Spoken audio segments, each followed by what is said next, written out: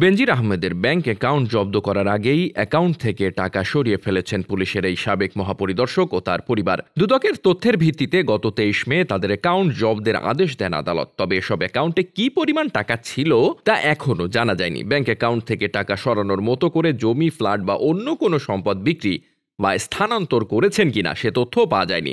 তিনি দেশে আছেন কিনা তা নিয়েও সৃষ্টি হয়েছে ধোঁয়াশা। একটি সূত্র জানিয়েছে, পরিবার নিয়ে বেনজির দুবাই অবস্থান করছেন।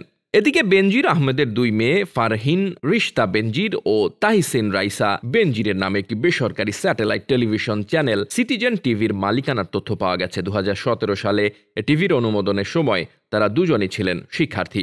অন্যদিকে দুদকের চিঠি আমলে নিয়ে তার দেশের বাইরে কোনো সম্পদ আছে কিনা জানতে চেয়ে বিভিন্ন দেশকে চিঠি দিয়েছে বাংলাদেশ ফিনান্সিয়াল ইন্টেলিজেন্স ইউনিট। এ পর্যায়ে সার্বিক বিষয় বক্তব্যের জন্য বেনজির আহমেদের সঙ্গে মোবাইল ফোন ও হোয়াটসঅ্যাপে যোগাযোগের চেষ্টা করেও তাকে পাওয়া যায়নি। জানা গেছে, বেনজির আহমেদ, তার স্ত্রী জিশান মির্জা, দুই মেয়ে ও তাদের স্বার্থ সংশ্লিষ্ট বিভিন্ন প্রতিষ্ঠানের 33টি অ্যাকাউন্টের সন্ধান মিলেছে।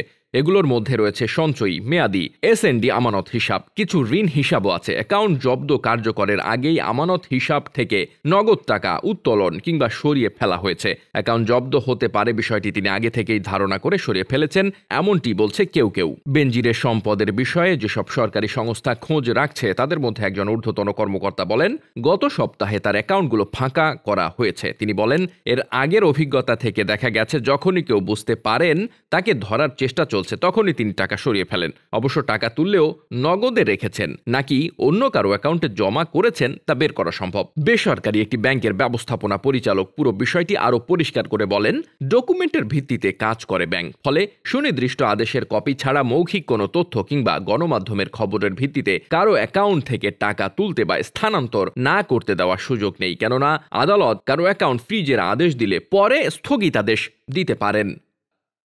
ডেস্ক রিপোর্ট, বার্তা বাজার।